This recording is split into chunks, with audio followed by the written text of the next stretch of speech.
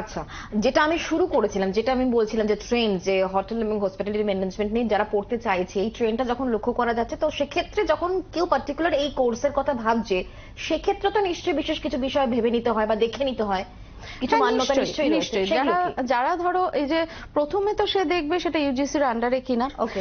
Government university দিচ্ছে কিনা, মানে যে কোর্সটা সে করছে সেই কোর্সটার আলটিমেট যে সার্টিফিকেটটা তার হাতে আসছে সেইটা কোনো গভর্নমেন্ট ইউনিভার্সিটি থেকে সেটা আসছে কিনা সেইটা ভীষণভাবে দেখে নিতে হবে। দেখে, যেমন ধরো তুমি যদি বলো যে তাহলে হোটেল ম্যানেজমেন্ট, হসপিটালিটি ম্যানেজমেন্ট যারা পড়বে তারা কি দেখে নেবে, তাদের অবশ্যই করে দেখে নিতে হবে যে আমরা যেটা হোটেল ম্যানেজমেন্ট পড়ছি এতে সর্বোচ্চ কোন বোর্ডের আন্ডারে, সেটা হচ্ছে National Council for Hotel Management and Catering Technology. এটা হচ্ছে গভর্নমেন্টের তৈরি করা একটা সংস্থা, যে সংস্থাটা ঠিক করে যে হোটেল এবং হসপিটালিটি ম্যানেজমেন্টের স্টুডেন্টরা কারা হবে এবং কাদেরকে পড়ানো হবে এবং তাদেরকে কি কি ডিগ্রি সার্টিফিকেট দেওয়া হবে।